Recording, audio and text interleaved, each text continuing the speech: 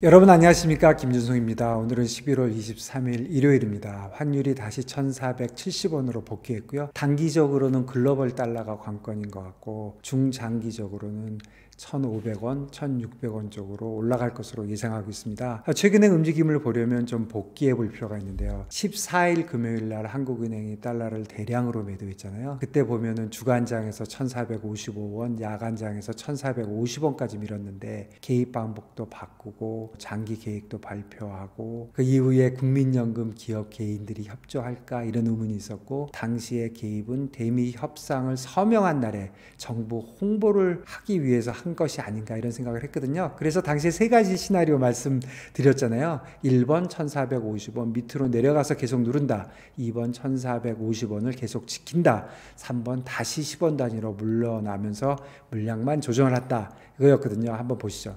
정답은 3번입니다. 그 당일날 1,475원에서 1,450원 밑으로 밀었고, 그 다음에는 보시면요, 이 단계별로 하고 있습니다. 다만 달라진 거는 10원 단위로 하는 게 아니라 5원 단위로 자르면서 1,500원이 멀지 않으니까 짧게 한 것 같고요. 사실은 그동안에는 1,350원에서 1,400원, 1,450원이 올 때까지도 언론에서나 또는 뭐 여러 군데에서 그렇게 말이 많지 않았는데, 1,475원에서 개입을 한 이후에 저번 주 내내 환율이 1,500원 간다, 1,600원 간다, 그런 얘기가 이제 방송에서 나오기 시작했거든요. 그런 얘기들이 있으면서 더 짧게 했다 이렇게 생각이 듭니다. 한국은행의 개입이 계속적으로 변수인데요. 1,450원까지 다시 대량으로 매도할 가능성은 굉장히 적어 보이고요. 기존의 개인 패턴, 그러니까 10원이나 5원 단위로 물러가면서 팔 것 같고요.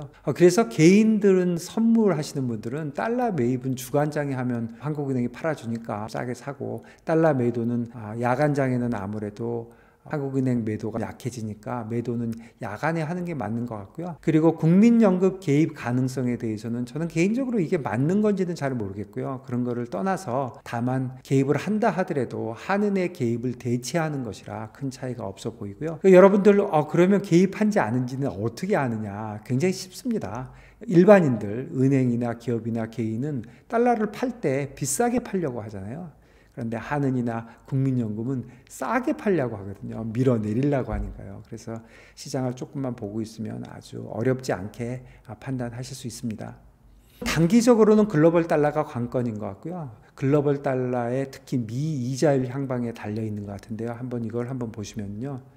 이게 지금 달러 원 좀 전에 보신 거고, 이게 달러 인덱스거든요. 요 개입 전을 보면은 모양이 전혀 다르죠. 원화만 약세가 된 거죠. 글로벌 달러 내려오고 있는데, 그리고 여기서 개입이 된 이유를 보면은 사실 굉장히 비슷합니다. 결국은 14일 날 크게 개입한 이후에는 글로벌 달러를 그냥 쫓아가고 있다. 전체적으로 모양이 비슷하고, 어저께도 여기서 내려오긴 했지만 이런 도움이 없다면 내려오기는 굉장히 힘들었을 것 같거든요. 그래서 이제부터는 따라가는 게 아닌가 싶고요. 이거는 달러 엔과 비교한 건데, 엔이 최근에 많이 약세잖아요. 그래서 달러 엔하고 비교해 보면 개입 전에도 비슷하지만, 여기선 개입이 있어서 저희는 여기서 뚝 떨어졌지만 이건 안 떨어졌고요. 달러에는 사실 160까지 가도 달러엔 개입이 나올 것 같지는 않거든요.